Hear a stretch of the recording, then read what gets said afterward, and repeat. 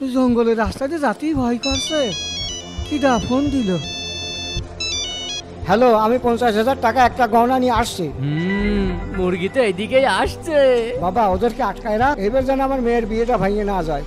আল্লাহ তুমি ইজ্জত রাখো, এই জিনিসপাতি পলায় রাখি। এই বুড়ো দাঁড়া বাবা, 50,000 টাকা সোনার গহনা দে তাড়াতাড়ি। বাবা এইগুলোর জন্য আমার মেয়ের বিয়ে আটকায় রাখছে, এরকম করো না। তাই নাকি? বিয়ে আমার সাথে দে, নাই গহনা দিয়ে দে। আচ্ছা বাবা দিচ্ছি, এই নাও।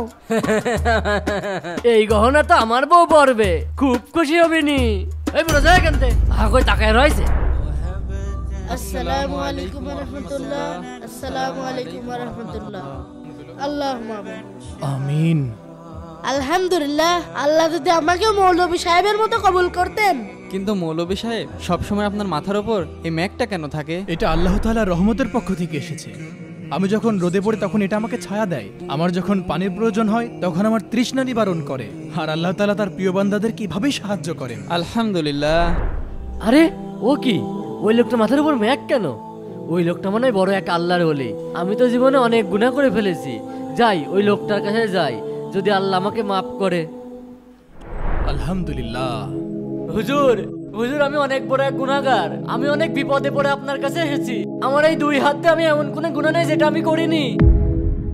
গুম, খুন, ধর্ষণ, ডাকাতি, ছিনতাই সবকিছু করেছি। আস্তাগফিরুল্লাহ, আস্তাগফিরুল্লাহ। আমি আপনার সহবতে থাকতে চাই, যদি আল্লাহ আমাকে মাফ করে দেয়। হুজুর, আল্লাহ কি আমাকে মাফ করবে? কি তুমি এত বড় গুনাহগার? না না, আল্লাহ কখনোই তোমাকে মাফ করবে না। তুমি তাড়াতাড়ি এখান থেকে চলে যাও। আশপাশে কেউ যদি দেখে আমি তোমার সাথে এখানে বসে আছি তাহলে আমার সম্মান থাকবে না। যাও এখান থেকে। আল্লাহ, তাহলে কি আমি গুনাহগারই থেকে যাব? আরে আরে এটা কি হলো? আমি তো বুঝতে পারছি না।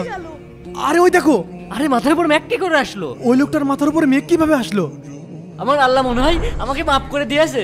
আল্লাহ কি তাহলে আমাদেরকে? তোমরা সারা জীবন ইবাদতে বন্দেগী করেও এখন অহংকার করেছো। আল্লাহ এক নিমিষে তোমাদের সকল আমল ধ্বংস করে দিয়েছে। আমি যত বড় গুনাহই করি না কেন, আল্লাহ আমাকে মাফ করে দিয়েছে, কারণ আমি মন থেকে আল্লাহর কাছে মাফ চেয়েছি। অহংকার এমন একটা জিনিস যা সারা জীবনের আমলকে ধ্বংস করে দেয়। ভিডিওটি ভালো লাগলে অবশ্যই লাইক করবেন।